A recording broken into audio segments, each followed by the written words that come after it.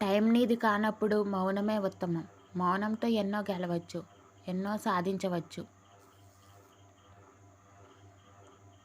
అదేంటంటే కష్టపడుతూ, తెలివిగా మసులుకుంటూ, ఎవరి మీద పడి ఏడవకుండా ముందుకు వెళ్ళిపోతే మంచి రోజులు చూడగలుగుతావు.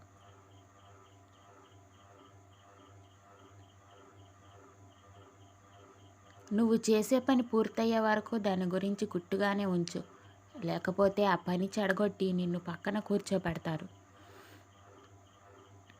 భయపడుతూ కూర్చుంటే బ్రతకలేవు. తప్పో ఒప్పో చేసి చూడు. గెలుపైతే నిన్ను ముందుకు నడిపిస్తుంది. ఓటమి పాలైతే తర్వాత ఏం చేయాలో నేర్పిస్తుంది. డబ్బులున్నాయన్న గర్వంతో ఎదుటివారిని హేళన చేయకు. మనిషి 100 ఏళ్ళు బ్రతికినా కాటికే, ఎన్ని కోట్లు కూడబెట్టినా కూటికే. తమ అవసరాన్ని బట్టి మాట్లాడేవారు, తమ ఆపదను బట్టి దగ్గరయ్యేవారు, పరిస్థితిని బట్టి మన చుట్టూ తిరిగేవారు మనకు ఎప్పటికీ పనికిరారు. ఒక వ్యక్తి గొప్పతనం నమ్మడంలోనో నమ్మించడంలోనో ఉండదు, నమ్మకాన్ని నిలబెట్టుకోవడంలో ఉంటుంది. నిజం చెప్పి బాధ పెట్టినా మంచిదే, కానీ అబద్ధం చెప్పి మోసం చేయకూడదు. భయం నీకు పెరుగుతనాన్ని నేర్పితే ధైర్యం నీకు గెలవడం నేర్పుతుంది. భయాన్ని పక్కన పెట్టి ధైర్యాన్ని ఆయుధంగా చేసుకొని కష్టాలను ఓడించి జీవితాన్ని గెలుచుకో. గెలవచ్చు కానీ గర్వపడకూడదు. భయపడవచ్చు కానీ పారిపోకూడదు. ఓడిపోవచ్చు కానీ కృంగిపోకూడదు. అర్థం కాకపోవచ్చు కానీ విసిగిపోకూడదు. జీవితం అన్నాక అన్నీ ఉంటాయి. వాటిని తట్టుకొని నిలబడాలి కానీ భయపడి పారిపోకూడదు. నిన్నటి సంతోషం రేపటికి ఉంటుందో లేదో తెలియదు. అలాగే ఈరోజు ఉన్న కష్టం రేపటికి ఉండకపోవచ్చు. కష్టసుఖాలు అనేవి వచ్చిపోయే బంధువులు లాంటివి. అభిప్రాయాలను మార్చుకోలేని వ్యక్తి తన తప్పుల్ని సరిదిద్దుకోలేడు. నేటి కంటే రేపు ఎక్కువ వివేకం ప్రదర్శించాలనుకుంటే మనిషిలో మార్పు అవసరం. అదృష్టం ఎప్పుడూ మన చేతుల్లో ఉండదు. కేవలం నిర్ణయాలు మాత్రమే మన చేతుల్లో ఉంటాయి.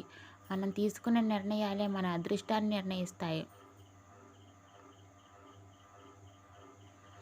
బాధ మనం ఎలా బలపడాలో నేర్పుతుంది. భయం మనం ఎంత చురుగ్గా ఉండాలో నేర్పుతుంది. మోసం మనం ఎలా తెలివిగా ఉండాలో నేర్పుతుంది. జీవితం అంటేనే అనుభవాల సమ్మేళనం. ఈరోజు నేర్చుకున్న పాఠమే రేపు ప్రశ్నలకు సమాధానం. కాలం అందమైన జ్ఞాపకాలు తీసుకువస్తుంది, అలాగే మన తప్పులను కూడా మోస్తుంది. జ్ఞాపకాలు జీవితంలో ఆశను అందిస్తాయి. తప్పులు మాత్రం మన జీవితంలో ఎలా ఉండాలో నేర్పుతాయి. కొంతమంది అడుగుతారు కదా, చచ్చాక డబ్బులు తీసుకెళ్తావా అని. వాళ్ళందరికీ తెలియాల్సింది చచ్చాక శవాన్ని తీసేందుకు కూడా డబ్బులు చాలా అవసరమని.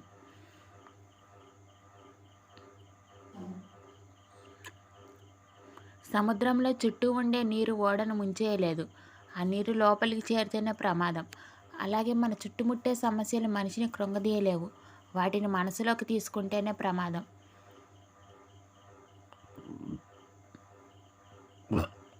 ప్రతి పనికిమాలిన వాళ్ళ దగ్గర మన మంచితనం గురించి నిరూపించుకోవాల్సిన అవసరం లేదు.